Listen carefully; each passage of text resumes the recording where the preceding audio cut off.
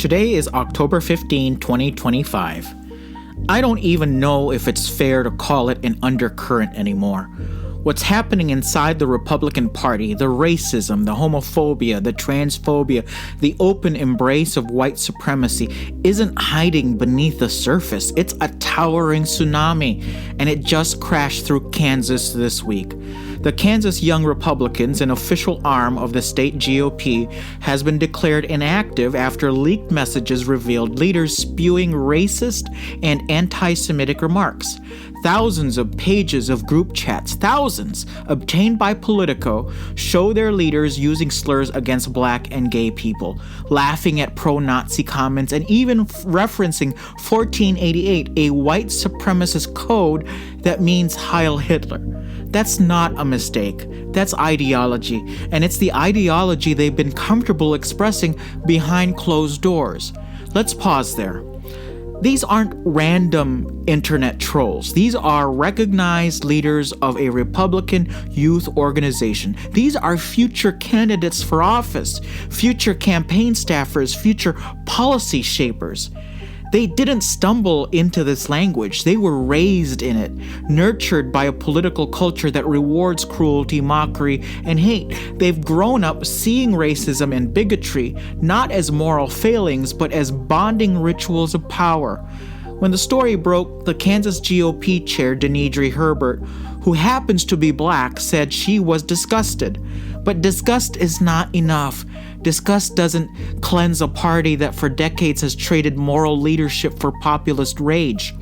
Every time Republican leaders wink at conspiracy theories, every time they shrug off violent rhetoric, every time they tolerate those who mock the marginalized, they give permission for this kind of rot to thrive. And let's be clear, this is not an isolated Kansas problem. This is what the GOP looks like when the mask slips. It's in the chat rooms, the campaign rallies, the school board meetings where people snarl about groomers and illegals. It's in state houses passing laws that strip rights from queer people and immigrants.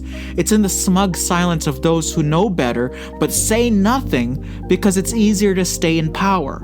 I am angry, deeply angry, because this is what happens when a party that once claimed to stand for family values becomes obsessed with cruelty as the brand.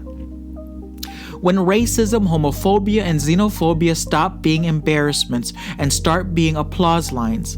When young Republicans trade decency for internet notoriety, convinced that 1488 is just edgy humor. And I can't help but openly wonder what we're not seeing in other state chapters like the Illinois Young Republicans or even the Log Cabin Republicans who claim to stand for inclusion. If this kind of rot has surfaced in Kansas, what's festering under the surface elsewhere? We're just scratching it. The disease runs deep and the infection is spreading faster than anyone wants to admit. No one should be surprised that this came to light. What should shock us is how normalized it's become. How uncomfortable people have grown in their hate. The fact that national leaders had to call for mass resignations from a youth organization for racist group chats tells you how far we've fallen. We are watching the moral corrosion of a major American political party in real time. The question is whether the rest of us, citizens, people of faith, decent conservatives, and liberals alike, and I know a lot of decent conservatives and decent Republicans, will simply stand by as the tide rises, because this isn't an undercurrent anymore. It's a flood. And unless we name it for what it is and refuse to tolerate it, it will drown the very idea of who we are supposed to be as a nation.